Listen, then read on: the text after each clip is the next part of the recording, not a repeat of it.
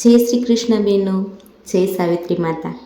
બહેનો, આજે હું તમને એક એવી પવિત્ર કથા સંભળાવવા જઈ રહી છું જેને સાંભળવાથી અખંડ સૌભાગ્યવતીની પ્રાપ્તિ થાય છે અને સાવિત્રી માતાના આશીર્વાદ મળે છે. આ કથા છે માતા સાવિત્રી અને સત્યવાનની, એક એવી પવિત્રતા નારી જેના પ્રેમ અને નિષ્ઠા સામે યમરાજ પણ નમી ગયા હતા. તો ચાલો વાર્તા શરૂ કરીએ. એક સમયે અશ્વપતિ નામના રાજા હતા. તેમની પાસે ધન, વૈભવ અને સુખની કોઈ કમી ન હતી, પરંતુ સંતાન ન હતું. રાજા અને રાણી વર્ષો સુધી ભગવાનની આરાધના કરતા રહ્યા અને અંતે તેમની ભક્તિથી પ્રસન્ન થઈ દેવી માતાએ તેમને એક પુત્રીનું વરદાન આપ્યું. થોડા સમય પછી એક સુંદર કન્યાનો જન્મ થયો. તેનું નામ રાખવામાં આવ્યું સાવિત્રી. સાવિત્રી ખૂબ જ રૂપવાન, ગુણવાન અને ધાર્મિક સ્વભાવની હતી. જ્યારે તે મોટી થઈ ત્યારે તેના લગ્ન માટે યોગ્ય વરની શોધ શરૂ થઈ. એક દિવસ સાવિત્રીએ જંગલમાં રહેતા એક તેજસ્વી યુવાનને જોયું. તેનું નામ હતું સત્યવાન. સાવિત્રીનું મન સત્યવાન પર આવી ગયું. તેણે નક્કી કરી લીધું કે લગ્ન કરશે તો માત્ર સત્યવાન સાથે જ. પણ એ જ સમયે એક બ્રાહ્મણે એક ભવિષ્યવાણી કરી. સત્યવાન ખૂબ ગુણવાન છે, પરંતુ તેનું આયુષ્ય માત્ર 1 વર્ષનું જ છે. આ સાંભળીને રાજા અશ્વપતિ ચિંતામાં પડી ગયા. તેમણે સાવિત્રીને સમજાવવાના ઘણો પ્રયત્ન કર્યા, પરંતુ સાવિત્રીએ કહ્યું, પિતાશ્રી, એકવાર જેને મેં મારા પતિ તરીકે સ્વીકારી લીધા છે, હવે હું નિર્ણય બદલી શકું નહીં. અંતે સાવિત્રી અને સત્યવાનના લગ્ન થઈ ગયા. સમય પસાર થતો ગયો.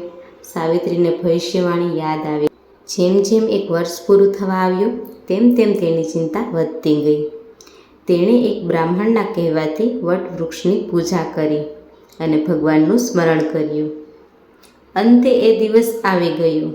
સત્યવાન લાકડા કાપવા માટે જંગલમાં ગયો. સાવિત્રી પણ તેમની સાથે ગઈ. અચાનક સત્યવાનને ચક્કર આવ્યા. તેમણે સાવિત્રીના ખોળામાં માથું મૂક્યું અને થોડી જ વારમાં તેના પ્રાણ નીકળી ગયા. એ જ સમયે મૃત્યુના દેવતા યમરાજ ત્યાં પ્રગટ થયા. તેઓ સત્યવાનના પ્રાણ લઈને જવા લાગ્યા, પરંતુ સાવિત્રીને હિંમત હારી નહીં. તે યમરાજની પાછળ ચાલવા લાગી. યમરાજે કહ્યું, પુત્રી, હવે પાછી ફરી જા. મૃત્યુ પછી કોઈ સાથે આવતું નથી. સાવિત્રીએ નમ્રતાથી જવાબ આપ્યો, હે દેવ, જ્યાં મારા પતિ જશે ત્યાં સુધી હું પણ તેમની સાથે જઈશ. યમરાજ સાવિત્રીની વાતોથી પ્રસન્ન થયા. તેમણે કહ્યું, પુત્રી, તું એક વરદાન માંગ. સાવિત્રીએ પોતાના સાસુ સસરાનું સુખ અને કલ્યાણ માંગ્યું. વરદાન મળી ગયું, પણ તે અટકી નહીં. યમરાજ ફરી આગળ વધ્યા. સાવિત્રી પણ પાછળ પાછળ ચાલતી રહી.